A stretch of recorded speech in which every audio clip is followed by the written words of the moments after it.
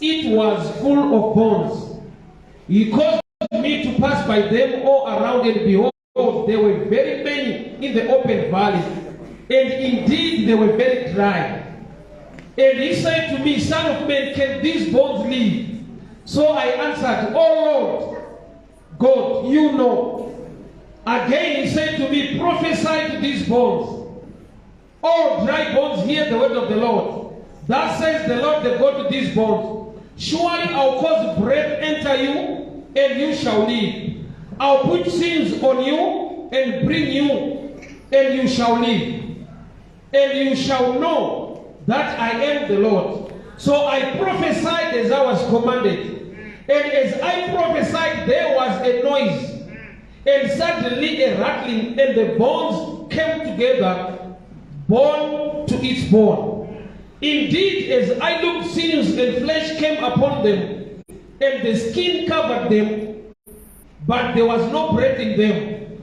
Also he said to me, prophesy to the breath, prophesy, Son of man, and say to the breath, thus says the Lord God, come from the four winds, O breath, breathe on this slain, that they may live. So I prophesied as I was commanded, and breath came into them, and they stood up on their feet, an exceedingly great army.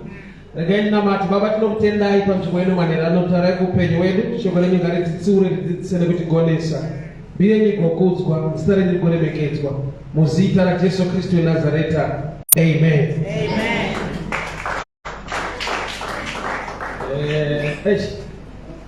Mwari wakuitire nyasha baba, I know this man. Vakuri na utipanza ustritu. I'm sure I'm not here. Regarding Shumeni. Ezekiel mwari vamupa mubvunzo wagona kupindura. Ndakatangire pakugona kupindura kwake. Abvunzwa mwanakomana womunhu mapfupa angararama here ake. Haana kutaura mafungiro ake. Iye akuwa flow. Akadzorera bheki kuna Mwari akati imishe ndimi munoziva. Which means when you surrender to him, he can use you. Anoshanda newe kuita zvinhu. But paunoedza kuintrodusa pfungwa dzako, anozvisira muruoko rwako sekufunga kwako. So Ezekiel chaakagona ndechekuti Mwari, ndine mafungiro angu semunhu, but zviprofita zvingani zvataurwa muvanhu zvikava disappointed pasina manifestation. Zvakonzera vamwe kuti abuda chechi yapinda yabuda chechi yapinda achiti ndakapromiswa zvakati ndikapromiswa zvakati pakapromiswa zvakati, but makore afamba pana chinoitika nokuti chechi yacho haina power. Ndikainibochinja ndende chandakaona chiri pachena ndechekuti munhu kana akadzi abuda chechi apinda ipi, chinhu wani chaasingachinje ibhaibheri raishandisa kwaakabuda. Kureva kuti ari kungoti information yandinayo haisi kuchinja, asi ari kuramba kuunza change ndini. Nokuti kana wabuda kwawabuda uchiti hakuna Mwari, chisiya bhaibheri reikoko utsvage nyowani. But chinotaura shoko raMwari, the word of God is God. Kureva kuti shoko ndiro, but pari kusvikira ndo pari kushaikwa maresults nekuda kwekuti pari kuleka knowledge, understanding, ruzivo. Mwari wedu ndiMwari anoita zvinhu kwauchafungidzira kuti ndokwaari kuita, ndiye anoita zvinhu kwawabva wafungidzira kuti haiti. Pane murume aiva paBhetsaida, chakamupa kugara makore anokwana kuita 38, inyaya yekuti aiva netestimony dzaaiona nyange zvisiri kuitika paari, but waiziva kuti pandiri panapa pa-right place. Nokuti pane vari kutopora pano nyange ndisiri kupora, kureva kuti ndiri panzvimbo kwayo. Ndokunga pane zviri kungopotseka pandiri, otherwise I'm in the right environment. Chikoro pandakafoira rinino mwangu wakapasa, especially class manandiri. Zvekuti andaigona munyepero wamene kuti maticha anga siri serious. Because I have next to Nakan exposed, the time of the type you are right, but Sana was serious. So, kuna Mwari unaita zvinhu. Pano Ezekiel ari kuchiprofita kumabhonzo. Prophets dzataurwa dzakanaka kuti mabhonzo muchava nenyama. Mwari uchaunza zvakanaka pamuri, mhepo ichauya, muchafema, muchararama, muchava in army. Prophecy iri positive kumabhonzo ari dry yaitwa. Paverse 7 ndoba ndidenda kundishumire nyaya. Zvanzi ndakatarisa ndakaona mabhonzo achifamba makava nenoise mumupata. Bhonzo raro tsvaka rimwe raro. chirungu chati born to it, born. Isn't verse 7, John? As I prophesied, ndakaona mabhonzo muchiita noise muvhari. Nekuda kwekuti chiprofita pachakauya mumupata une mabhonzo ari scattered, kuti mamusina order. Although mune prophecy iri positive, but mamusina order inoattracta a positive prophecy to manifest. Bones were scattered. Bones were very dry. No, babataurwa zvakanaka positive prophecy. But avana kutanga pauya zvaprofitwa. Mune zvakatanga kuitika mumupata zvakakonzera zvaprofitwa kubata pamusoro pazvo. Munhu wese anoda zvinhu zvakanaka. But asi munhu wese ane zvinhu zvakanaka muupenyu hwake. Mari ngezvimwe zvinhu zvada kuti titsemanera nhasi. Ndakaenda kuchipatara ndakuvara gumbo, ndaita chironda, ndasvika, ndaida kurapwa, ndaida kupiwa mushonga, ndaida kusungawo bhandeji. Ndasvika chakatanga kuitika ndechekuti nesi vakatora cotton ndokubva varinyika mvura inodziya nesalt ndokutanga kugeza ronda racho. Handina kuuya kuzogezeswa, ndauya kuzorapwa. Process yavari kuita inobhohwa, haisi medication. Hazvipo izvozvo zvikuona kubva kwangu zvokuti ndakuvara kutora cotton ndonyika mvura inesalt ndogeza. Chandiri kuda chandafambira kuchipatara iyi kurapwa mushonga. But ivo vari kuti mushonga wakanaka tinawo, ronda zvichokwadi tariona. But pane zvinoda kuitwa paronda rako tsatako apply mushonga uri right. Nakarwara zvichida neTV, chiremba anogona kumuudza zvimwe zvisiri medication inova discipline yekuti chiregera idoro kana kuti fodya. Kuregera doro nefodya haisi medication. Idiscipline usati wawana the correct medication. Nokuti tikakupa mushonga kwawo unoshanda, but kune hunhu hwakadai unotadzisa zvakanaka kumanifest.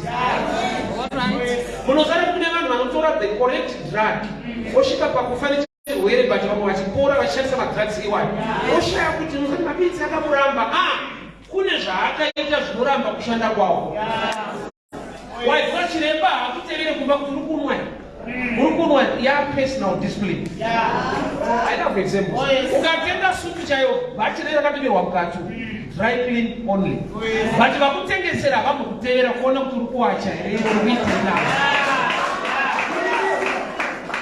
Ukaiwacha paunozoripfeka rinoudza vanhu kuti iri kuwachwa pano. Nokuti pane zvarinoita, rine shape yainogadzira, rinokora, rinosimba, rinoita kunge ngoma kunge drums. Zvokuti hautomboda vanhu kuprofita kuti wawacha, rega rinoudza vanhu kuti zvakakaoma. Panapa zvakanyorwa havasi kuita, vari kutoita zvokuwacha chaizvo. So ndakaprofita kumabhonzo ari scattered. Chakatanga kuitika mumupata hakusi kuuya kwezvaprofitwa zvakanaka. Makatanga kurongedzeka nekugadzirika kuti zvakanaka zvisvike pa-right environment. Vazhinji vane uprofita huri pamusoro peupenyu hwavo nezvaanochema achinamata kuti Mwari ndingirei. Chinoita sekunge Mwari havasi kunzwa uye havakuitire. Inyaya yekuti pauri pacho hazvigone kuitika nemamiriro azvakaita. Hongu mabhonzo ari dry, but pane need yema-dry bones to be in order. Mabhonzo aya ari dry and ari scattered. So chirikuda kugadzirwa naMwari apa vanhu masoja earmy. Saka hapagoni kunzi pauye nyama kana mabhonzo ari scattered nokuti panofanirwa kunge pane a skeleton. Mabhonzo ari muorder anorepresenta chinenge munhu. Zvoda kuti chakatanga kufomeka mumupata information yeskeleton. What is a skeleton? The right structure to attract the blessing. Misodzi haisi qualification yeropafadzo. Chiziviso chekuti zvinhu hazvina kumira zvakanaka chete. Munhu aenda kucourt ari kutongwa Major Street obva ati baba nyama inzwa zviri kunzi makaremba mwana uyu munoti kudii. Baba obva watanga kuchema. Ufunge hazvigone kuti Major Street ati vabereki nemachemero aita baba ava nyaya yapera mudhara achema hatingadaro vanhu vafura. Haadaro haashande netsitsi, anoshanda neevidence. Tsitsi dzaMajor Street dzakavigwa muevidence. Pakashayika umbowo hwakakwana uchifemerwa mhosva, unoenda kujeri even wachema zvekuzorera musoro pasi. Haatenderwe kushanda netsitsi anoshanda neevidence nemaniro akaita zvinhu. Ufunge tsitsi dzaMwari dzakavigwa mushoko rake. Outside his word haagone kukubatsira nokuti iye naiye wacho muranda weshoko rake. Ndinozvitenda kuti hove painorarama iri mumvura inoraramiswa naMwari, nokuti chese chinorarama chinopiwa upenyu naMwari. Asi hove ikabuda mumvura inotooma Mwari arimo. Haitomboda kana prayer hazvishandi. Ndakanzwa mumwe achiti prayer is the master key. Prayer is one of the keys. Kune ma-issues asikade prayer anoda discipline. Kunyengetera kwakanaka kwazvo, kutsanya kwakanaka kwazvo. But Jesu aporesa umwe mwana, vadzidzi vabvunza zvagoneka sei kuti nyaya igadzirike sitakaitadza. Jesu ndokubati zverudzi urwu zvinodawo kutsanya nekunyengeta. Kurati kune zvine marudzi nemarudzi. Kureva kuti ukasaziva kuti ndezverudzi unoshandisa maturusi asiriwo panhau yacho. Prophecy yakanaka, but if there is no knowledge kumabhonzo ari dry kuti kuvaskatadza kuattract the prophecy, anoramba achichema ari dry. Inaifu kuti sezvo mabhonzo anga ari dry, painofanirwa kuuya manifestation yokuti Mwari anzwa tsitsi mabhonzo akaomerwa. But bhonzo rakaoma rinofanirwa kuziva chinonzi order. Born to its born. Born to born. Kureva kuti bhonzo rakatanga kutsvaga kune kana anga ari scattered. Saka panzi paiva ne-rattling sounds. It was the movement of bones. Haana nyama, aprofitwa nyama, but akufambira nyaya dzinoita kuti nyama ichibatika. Challenge yechechi iri pakuita, nokuti takaudzwa Mwari anoita zvinhu, hatina kuudzwawo zvinoitwa nevanhu kuti Mwari aite zvinhu. I'll repeat this one.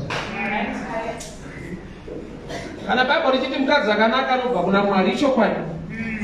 Asi hauremedzwa kufunga ka anobva kuna Mwari asi anobva kumaraini kwavo. Nokuti hapana paunouya muchechi wokupfugama pano woti Mwari zviri mushoko renyu. Mukadzi akanaka anobva kwamuri, denga rovhurika, Ishe oti uya mudzimai wako. Anobva kuna Mwari asi vanoonekwa kumaraini kwavo. Ende hatomboda mavhesi anoda kutopimbwa chaizvozvo, anobva Mwari chaizvo.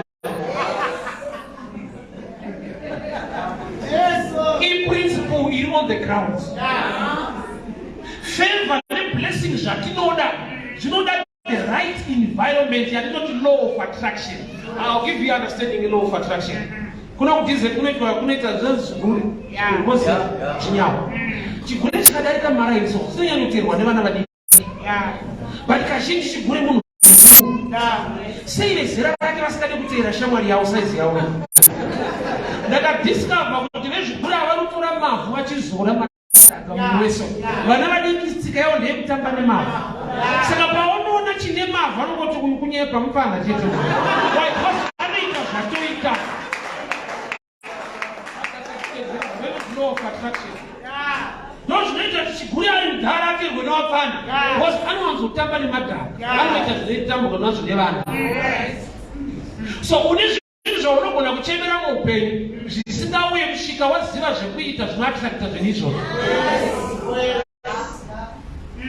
Ndakaprofita kumabhonzo. Profesi iri positive iri yaMwari chaiye. Kuti muchava nenyama, mabhonzo haana kuti areceive. Akati varume pano kuti tireceive panoda proper action. Gore rinopera munhu achireceiva zvinhu zvisingamanifesti. Nokuti haana knowledge, haazive kuti ndinofanirwa kuitei kuti zvinhu zviitike.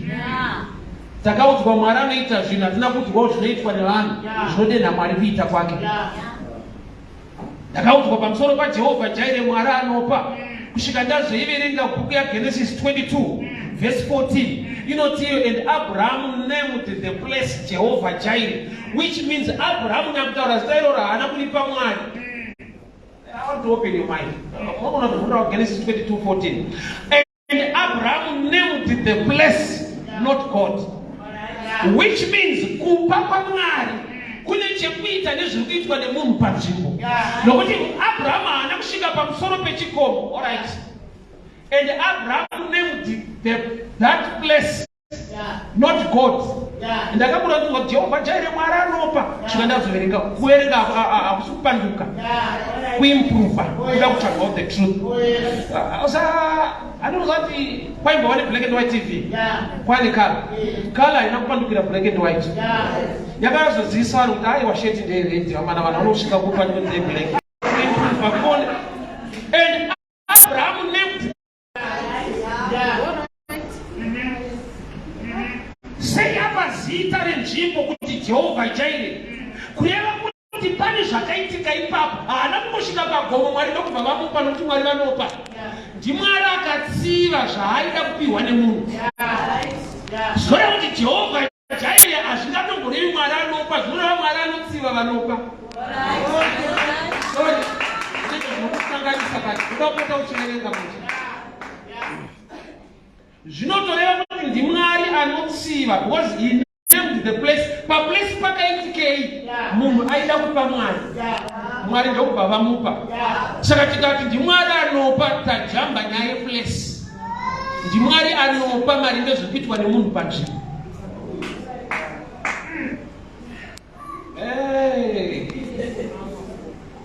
arikandizokushukura teinavo ndikaukangani vana vanotadza kuimba masomo avo iripo somo yaJehovah Jireh but asisita rake hake kubva kuna Abrahamu kwete kubva kumachechi nekwatiri uyo akatanga nazvo yari kunza taiwa inzvimbo yandaidaro asi Mwari he named that place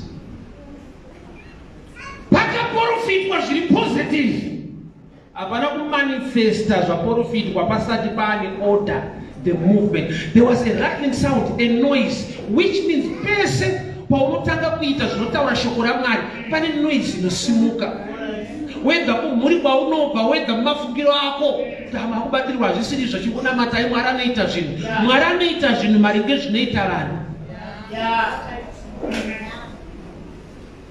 chechi ikasaudzwa zvekuita nezvainofanirwa kuita makore anofamba takamirira zvinhu zvisiri kuitika nekuda kwekuti ndakaprofita kumabhonzo while I was prophesying there was a noise inogona kurepresenta opposition a negative mind kuti paprofitwa kuzonobudirira pobva pafamba ndiro tswanda ichiti chibvisai offering woti zvava kutitorera waniyo watiti Mwari anopa mind yako ine create a certain noise mind ikasaita noise vekunze uku ndo vachakuudza kuti muri kubatirwa kuchechi muri kuitiswa kana Mwari wacho atipei kubudirira sei vachitora mari dzenyu pese paunoita the right action iri mushoko raMwari don't expect vanhu vese kukomberera maoko Abraham chinja akaandastenda ndechemziva kuti adzimai angu Sara yekunzi muchava nemwana iyi vanoigamuchira iyi yakanaka because mwana vanomuda asi yekunzi ndipe mwana havaikwanisi saka Abraham ashedzwa kugomo naMwari haana kuti kuna adzimai ake Sara Mwari vatinguye tizocheka mwana kugomo Abraham was a great secret keeper. I understand the level in umwe wake kuti mumwe wangu I receive anoida but I give haikwanisi zvekuti chava nemwana zvanozvipa zvokuti Mwari wacho akuti mbouyai naye iyada kuivanzirwa ndokubva amuka mangwanani akati tiri kumboenda kunonamata nemwana tichadzoka zvedu chokwadi achiite kunza taipiyo kuti taakumbonocheka mwana yedu just imagine muri Sara funga kwamusara iti kuti nani manzi unodziva muchere leba unoiziva here kungofunga unocheka mwana 1 year even vachitokwira pamusoro pegomo naIsaac wacho akatobvunza kuti baba chibayiro chiripi Abraham ndokubva akipa futi secret ndokubva ati God will provide haana kuti tiri kutaura ndicho aitiza mukomano zviri pachena kuti hauchekwa wakatarisa unotiza ukanzi ande pagomba munonokucheka asati apedza munonokucheka wakutochekerera uchera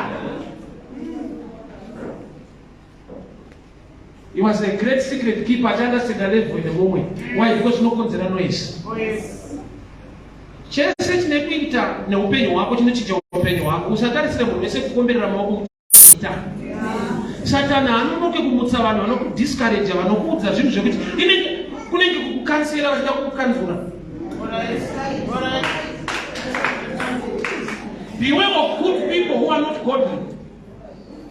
vanokudza reason yakanaka yekuti uregere kuita izvozvo. But waregera kuita izvozvo woshayiwa manje chako. Mukurega kwacho hamuna futi blessing. Ndakaprofita, there was a noise, a rattling sound. Then the bones came together. Nyama isati hapa came together, bone to bone. That's order. Coming together, action. Bone to bone, order. Unati mabonzi ane knowledge. Ekuti paprofitwa hongu but pane zvokuda kuitwa.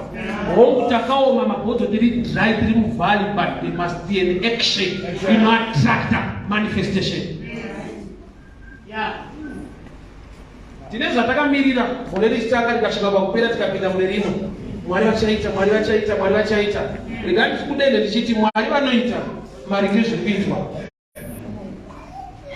Mwari unoita zvishamiso. Zvekuti paunopinda mure uchiti Mwari unoshamisa, zviratidzei itai, vanenge vatakupinda mune unoshamisa, unouya uri kuita ufuta. Nenge masangana unoshamisa wega. Rinoparidzwa gore kupera, hapana yavari kuita, rongotarisa God will do something. Mabhonzo akaomerwa, tsitsi dzaMwari dzakangoti aiwa nekomaka zvakaita hari ingovapai nyama, hapana chavanofanira kuita, siya yakadaro. There was need action on the ground. Sabvunzo wobva wati uri kuitei? Chino attract blessing, the favor yaMwari muupenyu hwako. Kana iye achita bless the work of your hands, ari Mwari ndinoropafadza kubata kwemaoko. Maoko akasabata zvakatooma kuti akukomborera, nokuti akuratidza principle yake. Akadzomwa chitaiwa vhesi inotaura kuti shiri dzedenga dziri masi dzinodya. Ndikati kwani vhesi yeshiri wasi. Ndezveshiri haina maoko, haina munda. Iwo nemaoko anoti I bless the work of your hands. Obva wakota peshiri. Haisi faith. Era. Ndakaprofita mubata mune mabhonzo akaoma. Mukuomerwa imomo, there was a movement. Mukuomerwa imomo, there was order. Unozati kana munhu ari mudambudziko, ari bitterness, ari challenge. Kungova munhu ari good society kunogona kunetsa. Ukatokuti mamuka sei, anogona kumuka kwekuita sei. Oza kune vanhu vari bitter so zvekuti zvakanaka zvichagona kuuya muupenyu hwake nokuti ane hasha nemunhu wese. Adzingwa basa anotongana nevanhu mukombe ashande kukombe, apira kombe achitodzokera kumba. Adzingwa basa kuindustry but hasha dzainadzo mukombe. Unoita kuti munhu bitter all the way.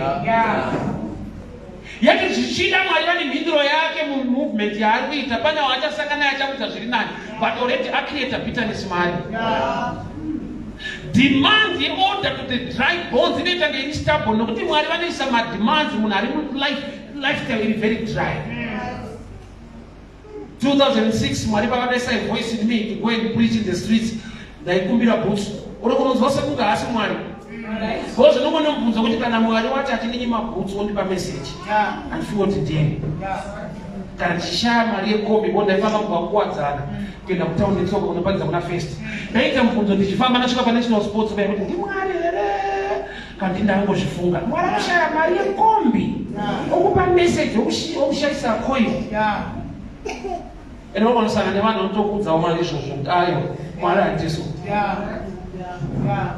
There was a demand. Yangozi go out and preach. Flesh inouya kana munhu apa place. 2014 I was ministering, ndapedza kuparidza sambanda akauya nokubva ndimhoresonza thank you for the message. Munogara kupi naona tikuwadzana. Saka muri kufamba seenda ndakutenda papo pakabhari nokwira ndoenda zvikadzayo ane ndokutengere mota muende kumba nemota. Past street, just like that. That was 2014. I was on the pamokurota. After tika madomasi totizvezvi. Chibataina nomba yatengwa ndakadzokera kumba ndakuidrive. Nyama yakandiwana bhonzo rapa nzvimbo. Mwari pawakati go and win souls, go and minister, kuti ndaikoko kune zvakauya ikoko. Murume uyu haana kunditsvaga kumba. Acts chapter 3. Chirema chakasumudzwa paBeautiful Gate changa chatobviwa nacho kumba pane a place of meeting yaanosangana nevanhu vane nyasha dzekuti urema hwake upenyu. Peter naJohn havatakure zvirema kumba, vakashiwana chapa gate, a place of meeting, kurati chirema ichaitakurika kubva kumaraini. Unoziva pano kuti pamwe pacho kuna vanhu vasingabatsirike, iye aine problem. Ausatomboona munhu anodada iye anodambudziko wakaipa, ari very stubborn, ane surprise munhu asina chinhu. Kunzi ita zvakati izvi anoti inini chaivo. Pane munhu kuti anoramba kuita basa re$10 oswera asina $10. Pride very stubborn. Otozokumbira mumwe munhu $1 wamboona opportunity yokuti ndiitiro izvi ndikavachire munhu inini. Unoziva kuti madry cleaner basa rawo nderekuwachira vanhu. Unofunga kuti kuwachira vanhu kuri ordinary. Inyaya yekuti small scale saka tozoona kuti ndezvemanga manga. Kune makambani ese dry clean basa rawo anowachira vanhu. Anoita majuti. Yes. Munhu ari kubika sadza mumupoto makafanana neKFC, vese vanoita zvechikafu vachipaona. Ukabika sadza inini manje. There is a place yekuti Mwari vada kusangana neropafadzo yako, but the place is valley. Haisi nzvimbo nyama iri kumanifesta iri kuuya pamabhonzo ari muvhari anoita ota. Kurati kune imwe blessing inokuwana uri munzvimbo yakashoreka, but wapinda muota wakuita zvaunofanirwa kuita.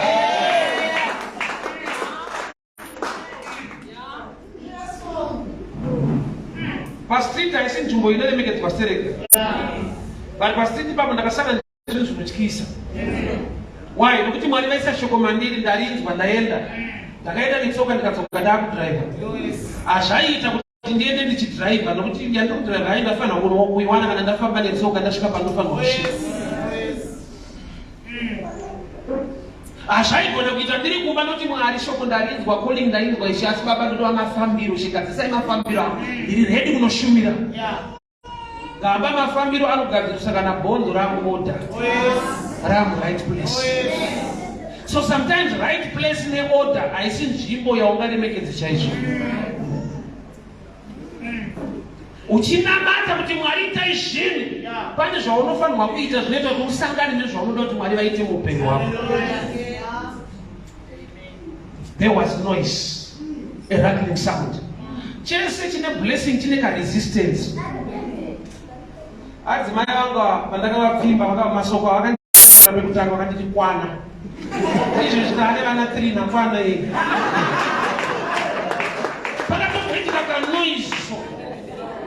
Ore munhu neshuwa tindire mushi. Tama 3.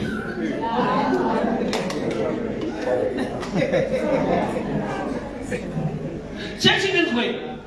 Pese pane ropafadzo pane blessing yako apashaike kanonzi kanoisa. Elisha achida double anointing, double portion kuna Elijah. Akanzi if you see me ukandiona ndichienda. Yeti murume uyu paanga kuenda pakatoita chapupuri chinosumudza mavhu. Ende mavhu ari vanhu vakainga munari.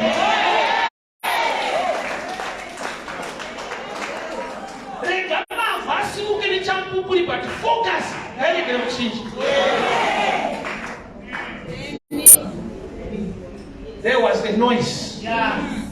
Iriko noise. Pane chese chanokugisa nekupikisa. There was a noise. Chechi yakuita tuko pa Facebook unenge uchaibuda. Azara unotuka mafundisi, unotuka machechi, social media. Bantu ndamunanzwa kuti pana vandakaenda Mwari kuita zvese. Vanhu varigere kutaura ndopa kuti munhu. Noise haishaike environment ingabitika breakthrough. Satana apite maoko kuti amusiye haada kuropa vanhu vashoko musi. Warinzwa wakuita ndopa yati tai waka. Siyana nazvo izvi. Uri kubatsirirwa asiri. Dai zvinhu zvechokwadi unokonamata Mwari wako bva kukomborera. Blessing yakaitwa paorder. Born to each bone. The right movement of bones. handizoro kuti muitei. Bhaibheri rangu rinoti vanodyara nemisodzi kuite vanodyara misodzi. Which means tears are not seeds. Muraika nayo wataka kuchema kuti Mwari zviratidzei negoho guru haukohwe kusvika wadyara. Nokuti chiri kutonaira mvura ndechekuti mbeu dzikure.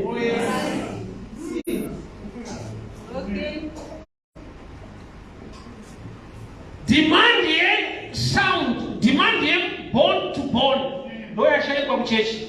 Vanhu vakangomirira kuti I receive nyama ngaiuye. Tiri mabhonzo akaoma. Mwari ngaazviratidze. Ezekiel akaprofita. Izvi haana kuzviprofita ende haana kuzvitaura izvi.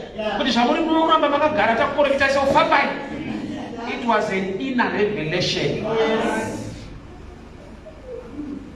Unotarati kana munhu akura pakataurwa chinhu anogona kutonzwa zvisina kutaurwa. Ende zvinizvo chaizvo alright isikusha tairara mukitchen so saka tiri vafana tairara mukitchen so mai vairara vabika tozomukira kumunda vaitouya taakurara zvamurimi wakuzodya nyama. Message iyoyo zvainonoreva kuti musadya, but zvavanenge vataura ndezvekuti zvamurimi wakuzodya. Zvauti ukanzwa zvavataura unoimukira svika kumatoro kuti zvatiri izvi. Kurati ilanguage inonzwa nemunhu aamachuwa. Kurati vari kuviga zvavanoda kutaura. So Ezekiel paakangotaura kumabhonzo achiprofita nyama, mabhonzo ndoega akarizena kuti nyama ikauye tiri scattered. Flesh haingokavha mabhonzo ari scattered. Guys, let's unite and form a skeleton to attract manifestation. Munhu unofanirwa kukura kusvika palevel yekunzwawo zvisina kutaurwa. Luke 17 verse 11. Varume 10 vamari maperembudzi vatamitira kuna Jesu. Jesu akavati endai munozviratidza kuvaprista. Zvanzi vari munzira mumwe ndokubva unoti apora ndokubva adzoka kuna Jesu. Instead Jesu yokubvunza adzoka kuti ndati kudii because ndati go. Go zvinoreva kuti endai. Haana kuti come ati go. But akaita come ndiye ari kunzwa naJesu kuti ko vamwe vari kupi. Kurati vamwe haana kunzwa zvisina kutaurwa saka varamba vachienda vanzwa zvataurwa. Uyo anzwa zvisina kutaurwa ndosaka adzoka. Uyo anzwa zvisina kutaurwa ndiye anzwa zvataurwa.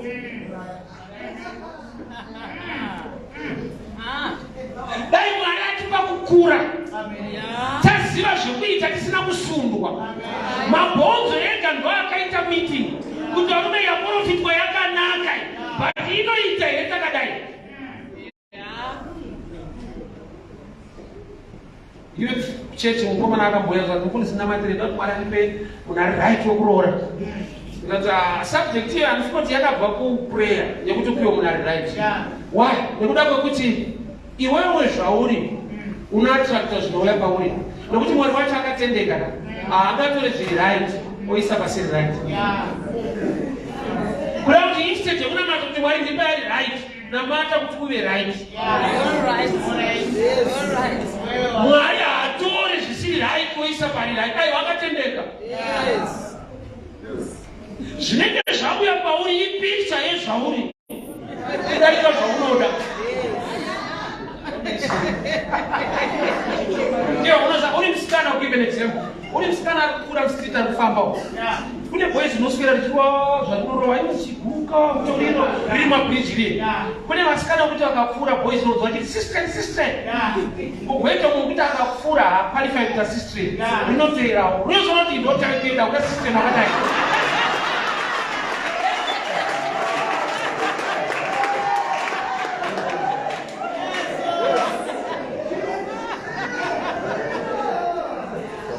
Zvauri zvinovaudza kuti kusarova hake mutoriro but iti murevi.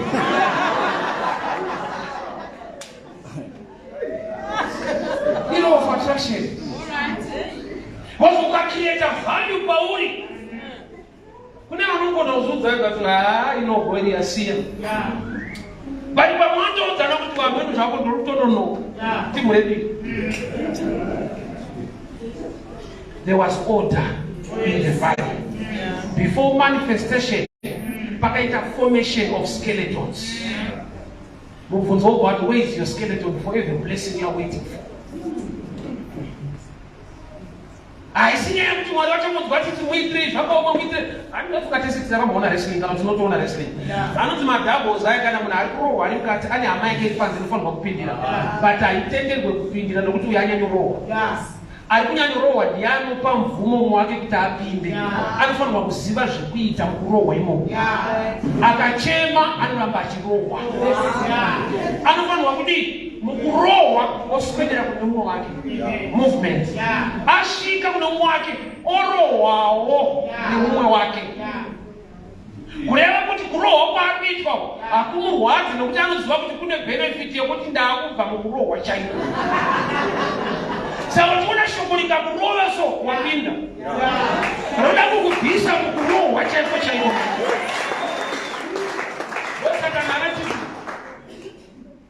Indian mfana mchikoro ndayenga teacher irova string unenge mfana unosaze kumboroerwa dzei gambano rova kuti ramangwana ramira zvakanaka nerenga ramangwana ro asingaroya anotina kurove future chakugadzirisa ende chinhu chiri more dangerous haisi sharp future imagine wadofo zvako nyika yakafa kudai shasha tisiomerwa iwe uridofo tori minus But how that's not basi usina kana kiporo cha ndio za kupadili bacho kuminus. Brother, sina roy, I would give future cha kuroa in the future, roy wewe chet. Roy wewe unati mai wako le bana wako. Sasa bana leo kwa kwetu kwa wana chaka ipa. Au sababu bana hapa kumiro, dai bana weke ndio wapunzi wa bele kuti mturoleseni. Poga na ngoro uri wanu roisa ni wasukuru. Yeah. Oda imumpatai.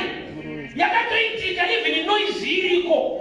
Despite the rattling sound, despite the noise, one came to its board. Unari focused and so something does not battle upenyo wangu au unabasa neno isinotaura vanhu. Ndakati warumenda ine mindset nemadzimai akanikaridza chinhu wani. Icho kwaduka kubva madzimai achitibereka kunorwadza zvara kunorwadza but chandakadiscover vasiye isana muzva munhu anotibereka kunorwadza ndisikuda unofanire musikana achingopedza kutibereka kunorwadza akunopusha inorwadza avasiye vanoziva kuti nyangwe marwadza aripo but dhuni anobatika. So focus the result, the noise, the rattling sound does not matter. Saka Satani apikise prophecy yakaiva musoro peupenyu hwako. Anopikisa process yaunofanirwa kuita kuti prophecy manifested. Satani abvise Kenani, anobvisa kutenda kuti usapinde Kenani. Kenani inenge iriko bhozi vamwe vakatozosvika vakapinda. Imwe generation, imwe genga harina kupinda. Kwete nokuti hazviko zviriko. Prophecy isiye nemai, but mabhonzo akaramba ari scattered. Azvimanifested. Vanhu vane zvavachaita, takatoprofitwa, takatoudzwa ndimwari unosimudza marombe muguruva, that's true. But complete truth, kana mwari asimudza marombe muguruva, ijutire rombe kuzodza guruva. Mose mwari haazudze guruva, anongosumudza kubva pai muguruva. Saka paunogara namachinda apa padiwe dust. Saka kune vanhu vokuti nhasi asimuka mangwana adonha futi. Why? Because zvinogona kutora nyasha kugadzira ipapo, zvinotora character kuramba uri ipapo. Beauty inogona kupa mukomana akatokuroora akakunda because wakati nakei wakanaka, but marriage manje haisinyanye beauty yapa character. Unodzoka wakanaka. Zvoti watasamuti vakambogara sei vava, isitirati nakeiwa. But picture kaleona pamuchato, anoona pamuchato munhu anochata anofikidzwa vheu kumeso. Ndaifidza kuti kati tradition ndakazounderstand kuti they understand grace. Because unogona kuperekedzwa nevakati nakei. Vanhu vanozotaurisa. But varumashure karinana. Saka zvinongodzivhara kuti vanhu vasataurisa. Unozoona bhisa sokuti haini asha zvichokwadi.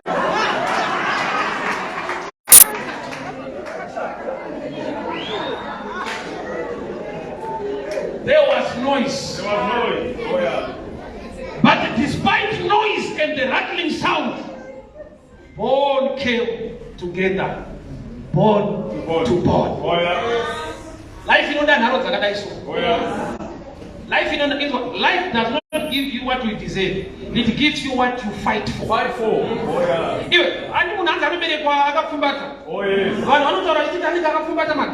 It's another version. About this version, what we have to fight. Life is a battleground. So I'm ready. I'm ready. Oh yeah, to fight. You hold on. You get very stubborn. Praise Yeshua, kuna minister no praise Yeshua kurofa. It's stubborn nyika ina sisi.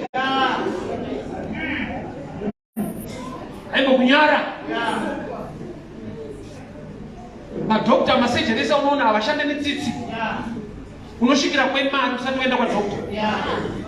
Madam Mariato even uri serious unzama mabada rere kuseru. Abana emergency no jamba desk inonyorwa mari city. Tati mbona kwa hizo zona usaka bila iko. Dopa nyika pauli panda fight. Paula chibata bano tati wene nyama ne ropa asikuti pakuru wati kwa ndizivaize kurwa nazo. Asine mwea. So noise aishaike. Oh yeah. Pese pane blessing, pane breakthrough yako. It's not easy. You need to fight for it. Noise iripo. But what I shakawanda, people are still preaching out. Somebody told us so. You. I have to walk on oversight. Papa tell you so. So right. Yeah. Mutaram chins wana. I suspect a penga. Check and it's over in the town. Kuna namshia that man zati mketa wana mchini wana namshia mchini wana problem. Tunza wana ato kufamba. Ndishwa na yoni kwa kufamba.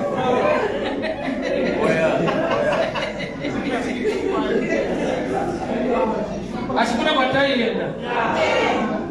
Kune kwatayenda. Kuno konzera manifestation of flesh.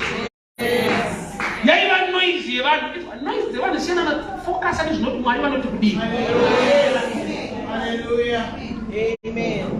Well, one of them will count judge up the anochika kutaua. Iyo wanotara ni munakafa. Yeah. Uchamuki ombe mungi wakatofa. Shashe yakafa gorili yangari rombe. Yeah. Wanapasa na zoni munakafa. Yeah. Kazautara nezvangu. Andofanirwa ndo panoti munhu. Pese pane chakanaka panoita noise. Enda kuseni kutaura kuti enda kubasa kuti ariganiko tenga masofa ukasika kuya nawo ndinchedzokera kubasa. Vakangokona kusvika nawo kuseni. Sese tinyatsoona kuseni chaiko. Ukawaza uya nawo manheru wachaisa zvemadhiri zvekubai zvakuya usiku manje. Kurati hapana time yekunza masofa. Kuna ukataenda upalanti takacheka nyika matese kunyatsoshopwa. Hakuna right time. Pese boda kuita chakanaka pane noise iripo. Amen. Lero turamba uchiti Mwari. Born to each boy. Ama that mai vangu takarona kudhara patakarona ndatsika namati so patakarona naye papa ndairwa doro so chiuya kumbochurova mukadzi ama dzake dzaikuti ndatsitsi ini unakasika kurorwa amatutana nazvo zvidhakwa kunopfidza nekurorwa uyo manje waikufuka matiti Mwari murume wangu Mwari imba yangu Mwari kuna Mwari muzamina mato the same people zvidhakwa twenyu ona kuti zvenyu maimfundisi vana vanonoke kuchinja ukapfugama zvako pamako vanonoke vaikutarisira pasi vanonzwa kuti uri nani kune blessing inoda vanhu vane nharo chete ini pana atanga kushumira nezvandaipika zvacho vanhu vaimira kuti vanzwe vanga vasingamirire meseji vaimira kunzwa 6 calling iriko zvaibatsana uri pama1 I remember ndiparidza kuti Mwari vanopa kunakandikwenye kuti iwana kumimirei ona netichichakagona kusana unanantaura zvaunoda kufuga asi Mwari zvaanoreva haleluya ukagona kumaneja chiri kunzi noise ichi bonzo rikaenda panzvimbo ine guarantee yemanifestation yeblessing ndinozodza vanhu story yavanoramba kuti mama mabhonzo anga akaoma naye. Saka baba vaitoona kuna festival zvatakataka. Bhonzo ranga rakaomerwa. Riri bhonzo zeshuwaenda mumubata kwete panzvimbo yakanaka muvhali. But the right movement yakadena the right manifestation. Shoko randava naro nderekuti kana wane zoro wakadai ita nharo. Panodiwa kunzi naMwari ita chakati ita. Kuti vanhu vanofungei nyika inoti kudii, Mwari vati kudii. Why? Nokuti Mwari vakatendeka nyika haina. And we say nekuti chaupita chakanaka chine blessing. Pane zvinofanirwa kusimuka against you. Ndokuti kana zvauri kuita zvisina nebasa rese zvisina pundutso, there's no need kuti vanhu vakupikisa, vanokusiya. Unoneta wega pasina chabuda. Pachinenge kuti vakupikise, isaini kuti vanotoziva. Ukanzwa Farao kuti mwana wese mukomana aberekwa ngafe, anozwa kuti pakangoberekwa mukomana vanhu vabuda. Mwenchina inenge inonyumwa kuti kubuda kwevanhu hakuna chekuita nekuberekwa kwemwana mukomana. Saka ndokubati mwana mukomana aberekwa wese urayai. Azvireve kuti mambo vanotya tucheche. Mambo vanotya pfungwa yaMwari mutucheche. Nokuti pakangowanika cheche kaberekwa, pfungwa yaMwari haimiswi. And Moses was born during that time. There's always noise. Zvimwe zvinhu zvinouya echizitya. Vana veIsraeri Moses akatsemura Red Sea vakakurosa. Vaijipita vakambopinda. Chakaita kuti vavharirwe nemvura inyaya kuti vakatombopinda mvura isati yakuvhara pakavhurika. Vanhu vari kuteera vanhu vaMwari, but havazivi kuti panovharwa nguva iyi. Iye ungodawo pavhurwa iyi. Zvimwe zvinhu zvakapfava so imbotya. Ikwani inecha yako amene zvinozokutiza sei inecha yemunhu. You believe in miracles. You don't know Mwari. But unobika mbora, hauna kana mari yemuriwo. Paunoda spoon wonzwa mane nyama. Unogona kuda pazuti manje. Ivi uchitenda kuti Mwari anozvishamisa. Unokuda pano vanoti ndaona nyama kuti. Unochimika mbora pano ndona mane zondo. Hauchiteki Jesus, unokuda uchimhanya. Inecha yako kuti zvinhu zvakanakisa zvakaitika kuti situation yakaoma. Azviite. Pakaya munhu akakupa dhora, tenga drink, hauna kunze zvakawanda, unongati thank you. But pakaya munhu akaenda 20,000 US, unotaka kumbuta kuti mabhakupi ndimani zvaita sei. Shuwa nyika yese mufunga kupaini 20,000 US. Wese ukambuta kuti unobva kupo bhatiro kuNigeria, finish. Nemamuvha unoona uzandafa. Oh yeah. Noise. I shake it. I see in the midst of noise. Born to each one. That's a sign of faith. Kuti vanhu vataura zvavanotaura vakupikisa nature ichiramba. Uita zvinotaura Mwari. Mwari unonzwa kuti uyu unondinzwa kudarika mamiriro ezvinhu. Uyu unondinzwa kudarika mamiriro akaita nyika. And you attract a blessing. Nokubira kusungeti namati.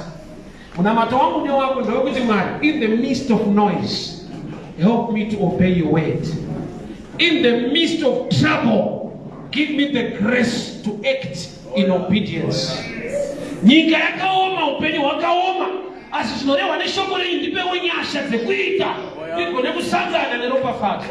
Let us begin to pray. Father, in the mighty name of Jesus. Baba ndinonamata.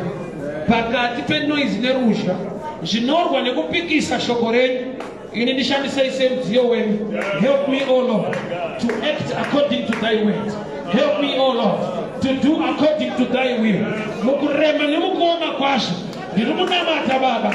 Bonzo panzvimbo, bonzo panzvimbo, bonzo panzvimbo, bonzo panzvimbo. In the mighty name of Jesus. In the mighty name of Jesus. Baba ndinotaura manifestation yenyama. Zvatinosvira nekutsvaka Baba. Ngazvizadzikiswe. Kana mabhonzo ava panzvimbo, nyama yakaonekwa ichiuya.